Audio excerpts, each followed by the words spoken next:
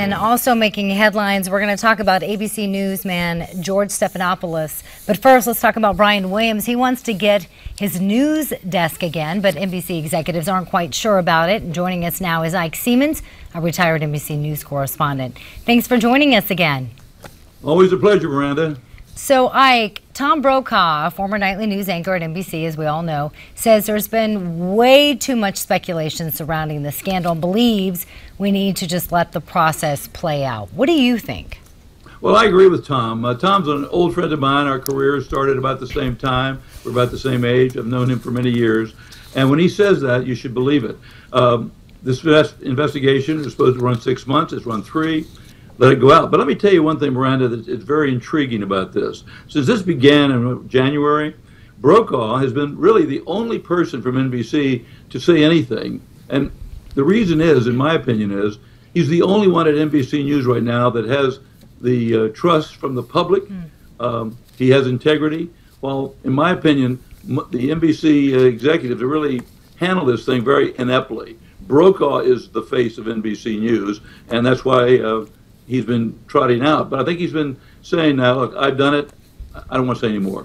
Well, speaking of trust and integrity, let's talk about Seymour Hersh. There's a new report out from him claiming that the Obama administration lied about certain details in the 2011 killing of Osama bin Laden. Yesterday, White House Press Secretary Josh Earnest said this. That story is riddled with inaccuracies and outright falsehoods. The former deputy director of the CIA, Mike Morrell, has said that every sentence was wrong.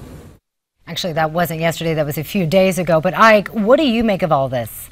Incredible investigative reporter, but he frequently does not source it, tell you who said these things. Well, that's what the CIA director and the White House press secretary are also doing.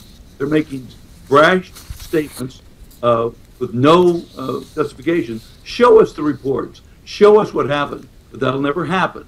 All of the information, as I understand it, every shred of it about the raid on bin Laden is in the CIA under lock and key. And you know what? If my grandchildren see this report 50 years from now, I'll turn over in my grave. So I don't put much stock in the statements that are being made about Hersh. At the same time, Hersh should source his stories better. Right. But you know what? Who's going to attack him when these come out? The people that are involved. Ike, let's also talk about the big story of the day. George Stephanopoulos apologized to viewers on Clinton donations. Now he's saying he will not moderate a Republican presidential debate. He gave $75,000 in donations to the Clinton Foundation and never disclosed it. Well, you know, the same thing happened on a much smaller scale with Keith Olbermann when he was, I don't know, he's been around so much. It was either when he was with ESPN or wherever he went. He did the same thing. He made political contributions to candidates, and he was suspended for that. It could have been ESPN, I'm not sure. So it's not unprecedented. I'm sure that others do it. But for a guy like Stephanopoulos to do this, of course, you recall that he was and is a Clinton loyalist. When I first met him, he was part of Clinton's staff. He may have been the chief of staff during Clinton's campaign. But should he step down? Because yes, ABC is standing behind him. Well, you know what? He may step down, but look, he worked with Clinton a long time. Right. You just don't get rid of loyalties that easily. So it's a shame on him. He did wrong.